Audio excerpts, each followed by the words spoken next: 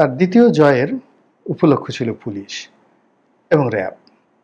এখানে তিনি যে মনস্টারগুলো তৈরি করেছিলেন, দানবগুলো তৈরি করেছিলেন, এই দানব তারা নিজেরা নারী, অর্থ, টাকা সব কিছু দিয়ে যেমন তারা বিত্ত বৈভব বিলাসী একেবারে রীতিমতো বালাখানা খুলে বসেছিলেন, ঘরে, ঘরের বাইরে, রুমে রুমে।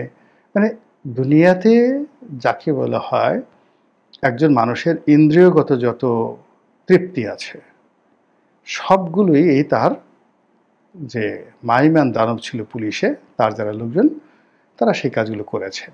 তার এই গ্রুপের মধ্যে একটা সিঙ্গেল লোক ভালো ছিল না। Nobody was honest. প্রত্যেকটা লোক চরিত্রহীন, দুর্নীতিবাজ, অসৎ এবং এই পৃথিবীর শত্রু, জীবন্ত দুনিয়াতে মানে আল্লাহর অভিশপ্ত মানুষগুলোর প্রতীক।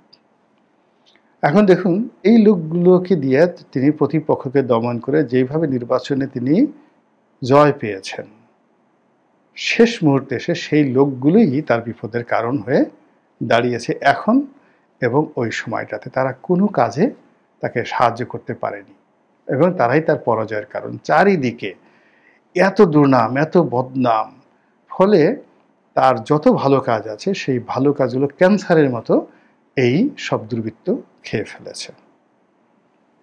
একইভাবে এই যে দেখুন ডিজিএফআইয়ের 5 জন জেনারেলের বিরুদ্ধে এখন মামলা হলো।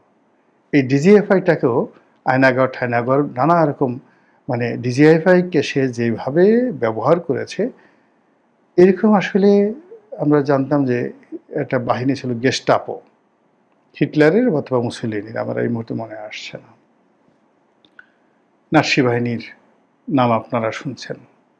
তো এই সকল সিক্রেট পুলিশ, সিক্রেট বাহিনী যে অন্যায় অত্যাচার করেছে তার চাইতে এই যে আয়নাঘরের যে নির্মমতা কিংবা র্যাবের যে 7 মার্ডার কোনো অংশে কম নয়। অথচ এই বাহিনীগুলো তাকে পারফর্ম করতে গিয়ে এই যে হেলিকপ্টার থেকে গুলি করে, হেলিকপ্টার থেকে গুলি করে আসলে 2 পয়সারও লাভ হয় না। হেলিকপ্টার থেকে গুলি করা যায় নাকি?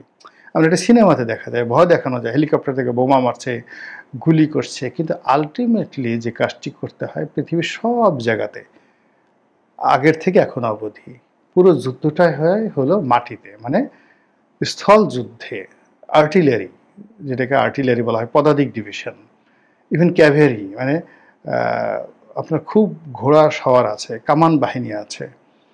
এটা দিয়ে কখনো যুদ্ধে মানে পরিপূর্ণভাবে জয় লাভ করা যায় না। আপনার খুব ভালো নেভি আছে, শুধুমাত্র নেভির উপর নির্ভর করে যুদ্ধ জয় লাভ করা যায় না, চূড়ান্ত জয় লাভ করা যায় না। চূড়ান্ত জয় লাভ করে কোনো শাসন ক্ষমতা প্রতিষ্ঠিত করতে হলে আপনাকে পদাতিক বাহিনী লাগবে, ইনফ্যান্ট্রি, এটা লাগবে বেশি। তো কাজেই এই যুদ্ধের সময় অর্থাৎ যখন জুলাই আগস্ট বিপ্লব হলো তখন এই মাঠে যারা দায়িত্ব পালন করেছে পদাতিক বাহিনী, পুলিশ বলেন, আর্মি বলেন, এই পদাতিক বাহিনীর 90% হলো সুবিধা বঞ্চিত সাধারণ পরিবারের সৎ লোকজন, যারা কখনোই ওই যে ঊর্ধ্বস্তরে যারা শেখ হাসিনার জয়ের মানে যাকে বলা হয় মালা যারা তৈরি করতেন, যারা মালাকার ছিলেন,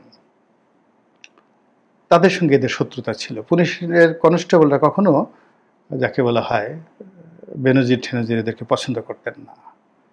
তো যখনই বিষয়টা পদাধিকে চলে আসলো, লড়াইটা করতে হবে মাঠে ময়দানে, তো সেই মাঠে ময়দানে লড়াই করার মতো সামরিক বাহিনী, পুলিশ বাহিনী শেখ হাসিনার ছিল না।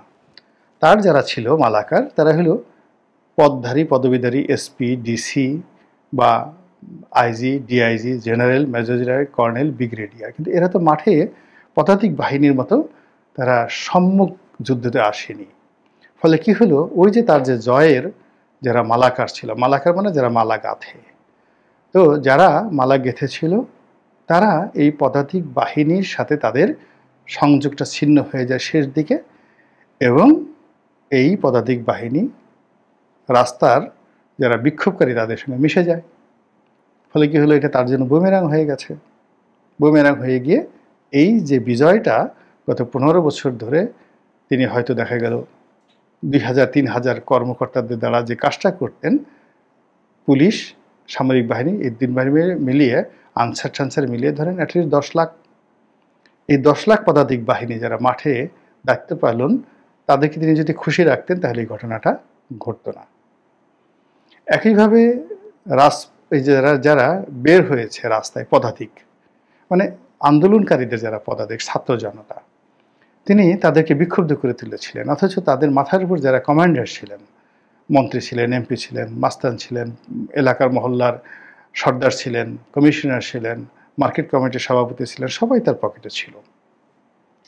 এবং এগুলো রেখে তিনি ব্যবসায়ীদের নেতা ছিল, প্রকৌশলীদের নেতা ছিল, ডাক্তারদের নেতা ছিল, সব ছিল তার।